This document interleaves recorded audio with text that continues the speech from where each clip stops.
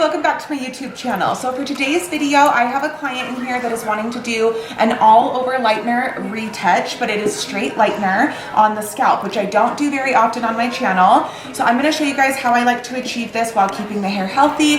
And then also here at the salon, we just started carrying IGK, and I'm going to be doing a product review of all of the stuff we got in. So if you're interested in watching this, stay tuned. Okay, so we are going to be using Blonde Me. This is my #1 favorite lightener. It is my go-to. I'm obsessed with it. The best part about it is it has a bond enforcing enhancement built in, so you don't need to use Olaplex. Sometimes I will use Olaplex if I am overlapping or going down into the ends of their hair, but since we're just doing the roots today, this is going to be enough protection for me. And then we're going to be using their Developer 2. This is a 20 volume, so I'm gonna mix this together. And with lightener, I don't necessarily love to measure it. I like to go off of feel, texture, consistency, and I like my lightener to be pretty runny. So I'm gonna start by mixing that up, and I always use a whisk just to make sure that my product is mixed really smoothly. And it also keeps my applicator brush clean so it's not all messy when I take it over to my client. And then once I get a feel for how that's mixing, I usually add more developer. And then once it's at a consistency I like, we will be good to go. I'm going to be using the Goldwell small brush because this is a root retouch application, and especially with lightener you have to be careful not to overlap onto the previous blonde. So this brush is really tiny and it's really efficient, so it's going to make sure that we stay in the lines. Okay, so this is the before that we are working with. We last did her hair 3 months ago, and we are just now doing a root retouch to brighten everything up. Her grow actually isn't that bad. She's like a level 6-7 naturally, so not too dark, which I would never recommend doing on the scalp on someone darker than a 6-7 because no matter what, it's going to go warm and band, and it's just no fun. So I am starting by applying it to the root area first. I'm just doing the outline of the hair, so everything around the perimeter of the hairline I'm going to cover, and then I'm going to be putting Olaplex on the ends because that's going to help create a barrier on the previously bleached hair so that we don't touch any of that lightener on it. We do not want to overlap at all because her hair is already pretty blonde, so putting this Olaplex on is going to help keep it healthy and strong and just ensure that we touch the root area only.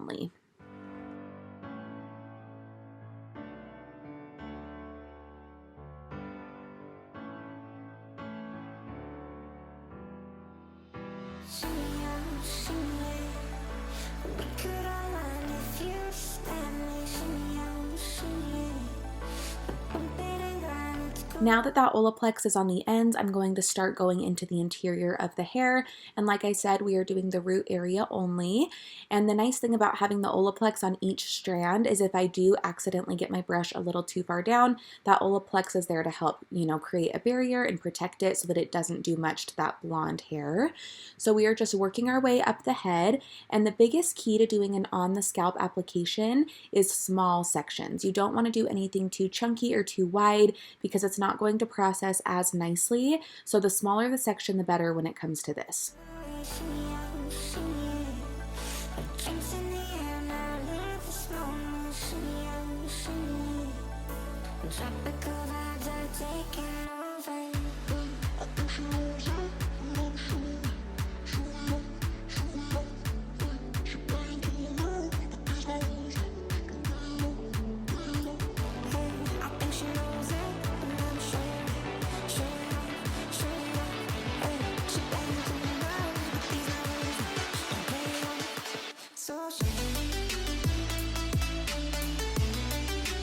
Okay, so this is what it looks like once it is all applied. We are going to let it sit for about 35 to 45 minutes.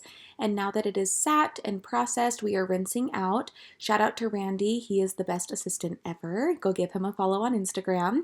So now what we're doing is a bleach wash. So I didn't want to touch her ends with bleach and have it sit on her hair at the chair for anywhere from 30 to 45 minutes because we already were pretty blonde, but she did have some warmth that she was wanting to get out. So now doing a bleach wash on the ends of the bowl is a safer and more gentle way to do that. So it's going to kick through those orange brassier tones, but then it also is going to help open up the cuticle so that the toner will take really well, which will be helpful because we are wanting an icier blonde.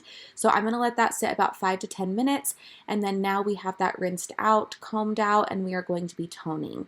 So the formula for the root is going to be different than what I do on the ends. We are doing Redken Shades EQ 9P and 9N on the root area. The reason I mixed in N is because if you do a straight V, P, T, any of those tones on the root, especially when they're hot roots and they've just been lifted, it's going to go straight purple. And since I'm doing it with a brush, I take my time and I don't want it to go purple in the areas that I started on. So the N's just going to help it neutralize a little bit. And then we will do a different formula on her ends to help counteract some of the brass we have.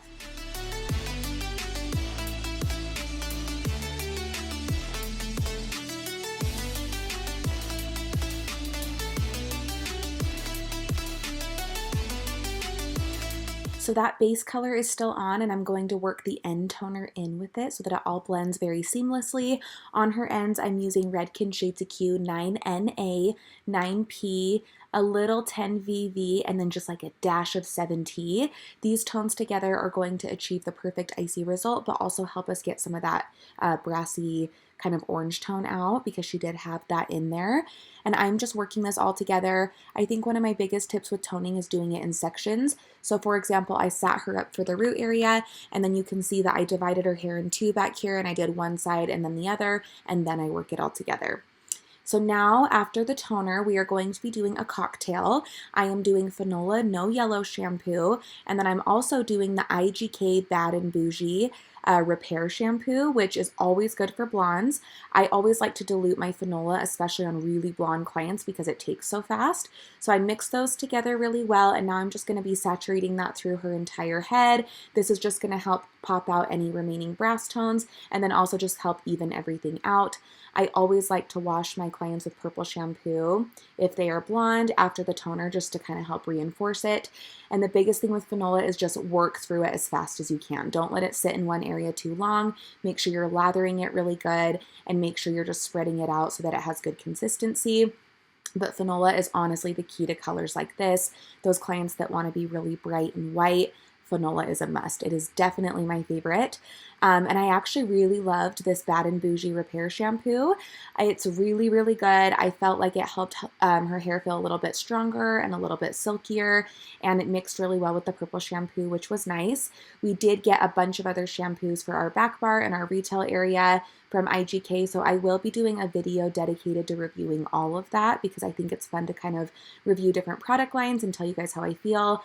But I love that you can get it at Salon Centric. It's affordable, it's easy to use, packaging super cute, and so far I've really liked it. So I loved that. And I also am going to be using the conditioner on her ends. So this is the Bad and Bougie Repair Conditioner, and this was awesome as well. A little bit went a long way. It is a little bit of a thicker consistency, but once you mix it around in your hands, it spreads really well and evenly, and it did give us a lot of moisture. So for anyone looking for a good repair line, especially my blondes, this is for you.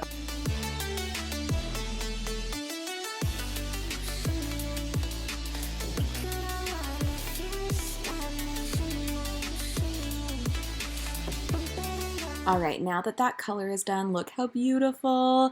Randy is giving her a nice little blowout with the Jessi Styles round brush, and now we are going to be giving her a little bit of a health trim. This is something that I always suggest to clients that are going lighter or have any bleach on their hair at all because it is going to help keep the integrity of their hair strong. If they go multiple appointments without getting a trim, that's when you start seeing a lot of trouble over time.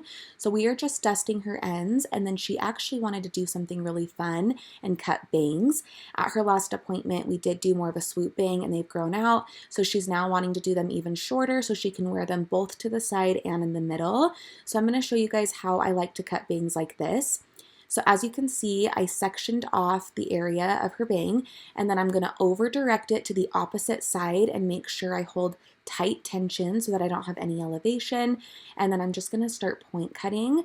When doing bangs in general, it's always good to start off longer and work your way shorter, because it is definitely better to take off more over time than take off too much at the beginning and have them be too short. That's always a big fear of mine. So I'm just going to be working on over directing to the opposite sides, and that's going to give us the nice swoop on each side. And then we're going to work on the middle so that she can also wear it in the middle.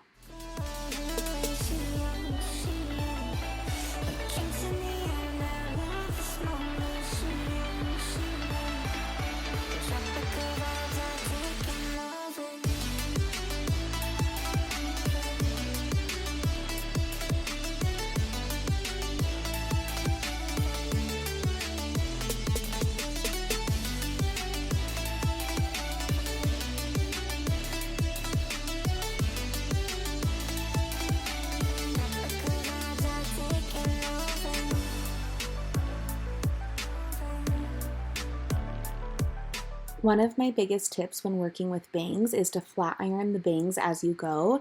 Bangs kind of go into shock when you first cut them, and they can be really straight and not super flattering. So if you kind of use your flat iron to smooth them out and give them a little texture and wave, it's going to help you see where they're going to lay when the client styles it. And I think this just helps it look better and then gives you an accurate idea of where you need to cut next. So that is what I am doing to her here, and then we're going to fine tune them after.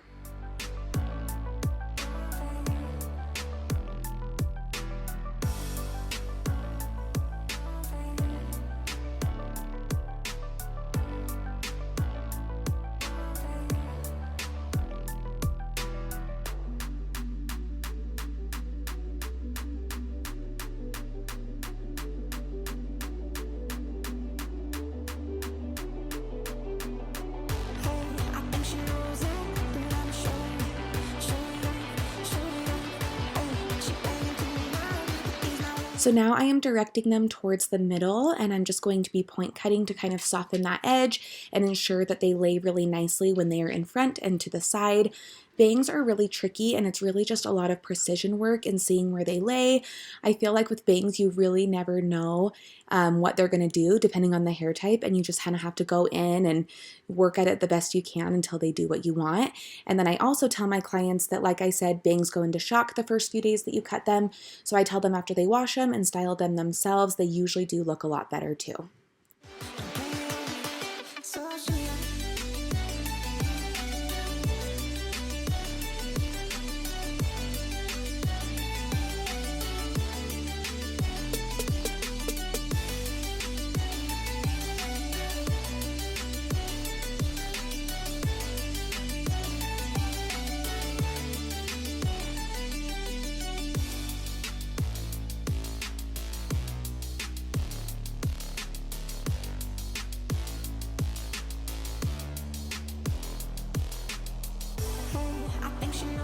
Now that her cut is done, we are just styling her up with the J-Wave.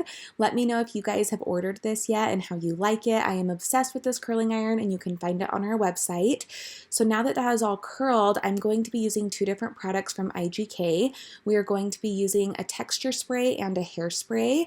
The texture spray, you guys, I was blown away with. It was literally incredible. It smelled so good, and it held on really well. It had the perfect amount of grit without making the hair feel too sticky or dirty. And I'm just a sucker for a good texture spray because I feel like it makes all the difference in like that beachy, natural, big looking hair. So I start off with that, and I just kind of like finger through it to make sure that it looks really piecey. And then after that, I finish it off with hairspray. The hairspray worked really well too. I do wish that the can was a little bit bigger. They only offer a small size for hairspray, and that kind of sucks because I go through hairspray like water. So that would be my only downside to the hairspray. But other than that, it did work really good, and I was happy with the hold that it had.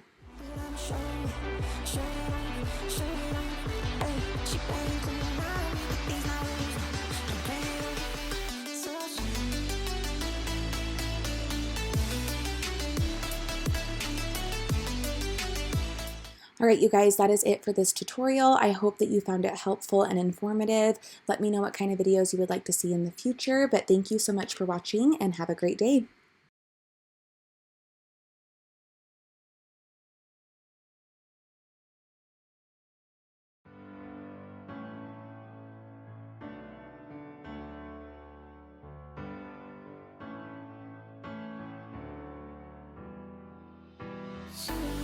washing